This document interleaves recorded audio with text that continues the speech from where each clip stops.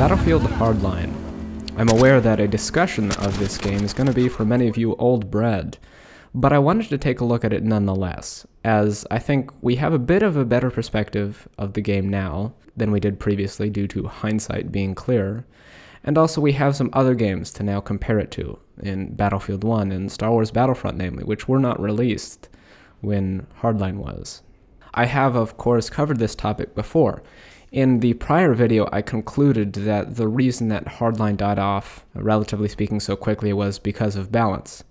I'd like to revise that assessment. I think it was incorrect, for the reasons that I'll get into in a little bit. That aside, I did want to cover where Hardline went well, because it did do a lot of things extremely well, and it's still, without question, in terms of aesthetics, my favorite game I have ever played. The many areas where it did not do particularly well, and these I'm going to assert now are why it failed. At least with the current information I have, I think this is a reasonable assessment of the issue.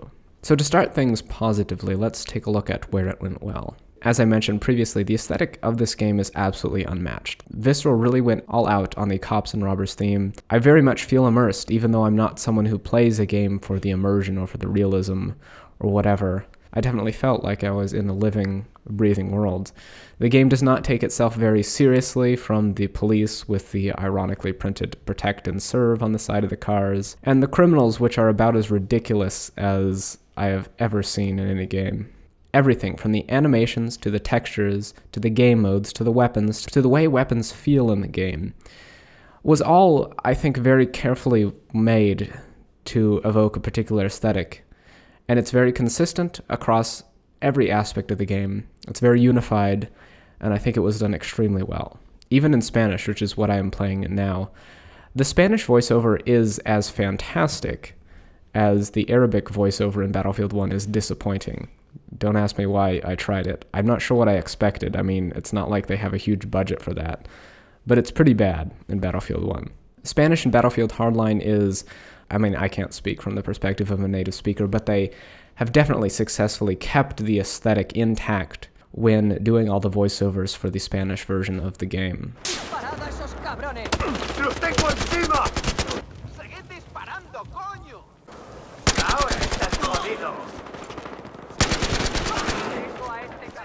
It's a bit disappointing that there's no Mexican localization in a gangbanger game, but I guess I'll take what I can get. And this little piece of information is less interesting when we look at it in terms of localization. Really, I find it interesting to consider this because, once again, even the foreign languages, or the languages that did not have as much of a budget, remain exceptionally well unified with the rest of the game. Personally, I enjoy looking at the animations in Hardline, even the non-Easter egg ones, a bit more than I do in Battlefield 4 and Battlefield 1. I think DICE is a little bit too constrained with the serious military theme of Battlefield 4 and the like, and I find that the animations for the guns in Hardline have a lot more character.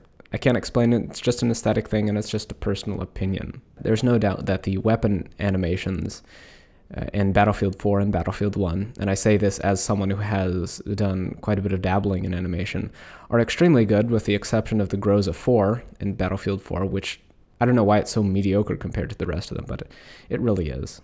It's just that, as I said with the other aspects of the game, Hardline's animations take themselves less seriously. And of course, on top of all of that, there were those funny Easter egg reload animations that everyone loved, of course, and it would be very hard to find a way to incorporate some of the stupider ones like the Desert Eagle and the RPG into a more serious business game like Battlefield 4 and the like. In terms of map design, I find that the DLC maps were probably the best maps that I've ever played. Unfortunately, I never got to play them except maybe an hour per DLC. The thing is that after every DLC came out, there would be a small spike in players where you'd find one DLC server running, and then for the rest of the time, it would be completely dead. No one would be playing the DLC. More on this later. Even the vanilla maps, which I believe were not designed by the same people, were still exceptionally well designed, and I found them much more enjoyable and entertaining than I have Battlefield 4 and Battlefield 1's maps. The only Battlefield 1 maps that I actually like playing are Frontlines. The rest are pretty hit or miss. Some of them are okay, some of them are just not interesting whatsoever. Maybe it's the movement system in Battlefield 1 that lets you jump over basically anything. Maybe it's the weapons in Battlefield 1 that make the maps seem worse than they are. Either way, I've had more fun playing Hardline's maps than I have playing Battlefield 1's maps. The weapons, for the most part, if you chose the right guns, felt good to use and felt rewarding in a lot of cases. I really liked using the battle rifles and the AKM, mostly because they really pushed the boundaries of what was considered acceptable recoil for a Battlefield gun to have. The battle rifles have upwards of 1 degree of vertical recoil per shot, and the AKM has, 0.6 degrees of vertical recoil with a 3 times first shot multiplier. Both of these give us a substantially more amplitude than we've ever seen in a prior title, and I found that with a bit of practice they were quite controllable, but when you initially pick the weapon up it feels like it's got a ton of kick, and I find them enjoyable to use. As a matter of fact, I have more kills with the AKM than I do with any gun in Battlefield 4. Of course, there are many exceptions to this rule of the weapons feeling good to use. Weapons such as the L85 and the FAMAS pre-patch and the RO 933 before it got massively buffed all felt pretty much awful. They felt weak, they felt unrewarding, they felt accurate.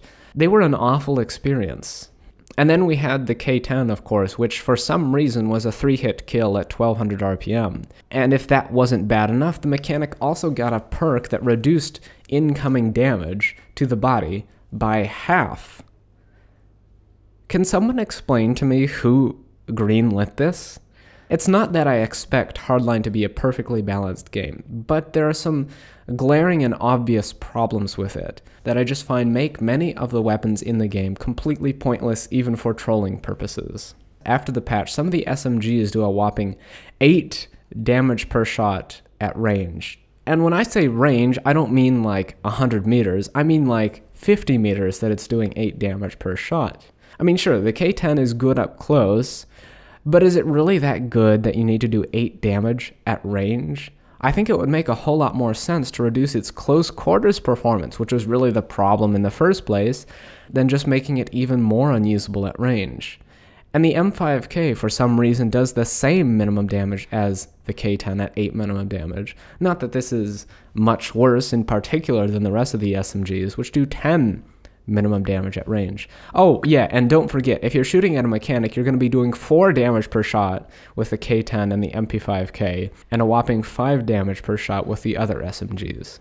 When Visceral said that they were going to make the damage a bit more consistent and reduce the bullets to kill, it made sense to reduce it in close quarters, because that's where all the problems were.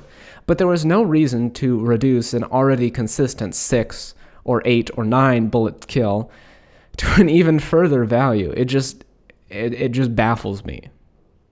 I think that I have found that the damage model that I most prefer is, for heavy weapons, a 4-hit kill out to the distance that the G3A3 of Battlefield 3 4-hit kills, and for lighter weapons, a 5-hit kill to the distance at which the M416 and the like of Battlefield 3 5-hit kill.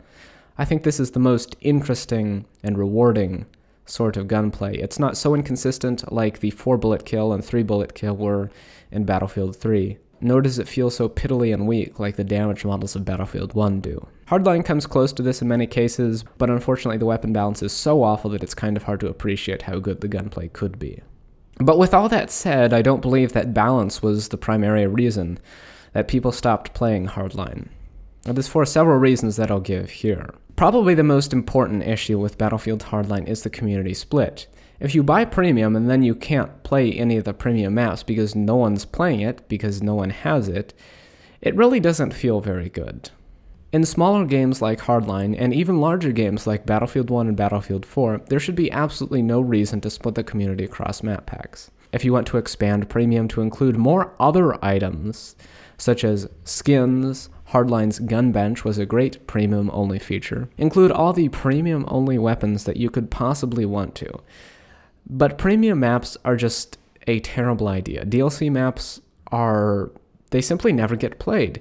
Even in Battlefield 4, which had significantly more population than Battlefield Hardline, it was almost impossible to be able to play a specific DLC map sometime after the release date had passed, just as it is currently in Battlefield 1 almost impossible to play Frontlines in the US. Even on the weekend, on a Saturday or Sunday in the afternoon in the US, there is usually only one Frontline server populated.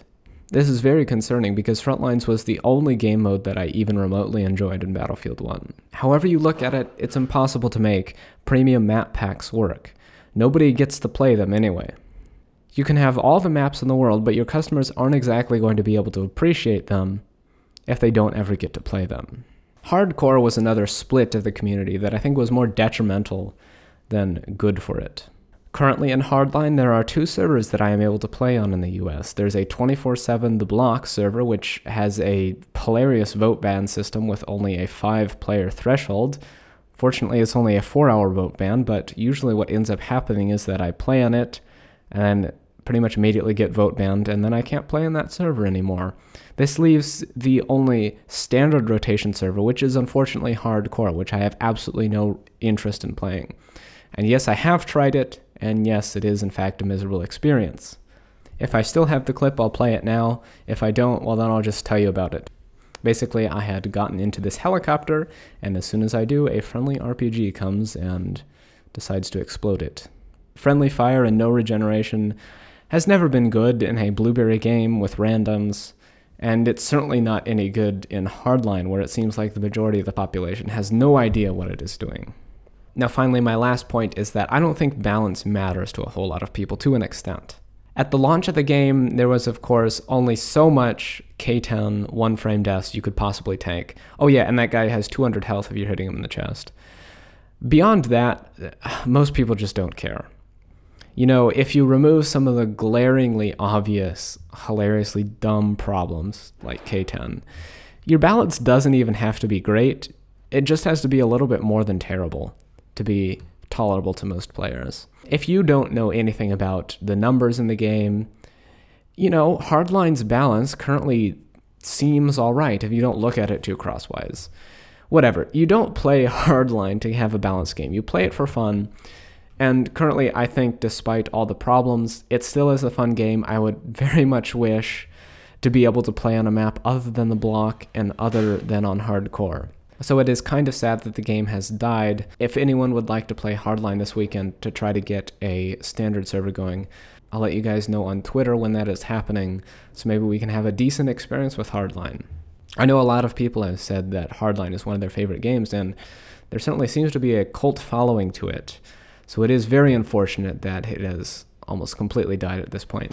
That said, I do look forward to Hardline 2, and I am very excited to see what Visceral will bring us for the next title.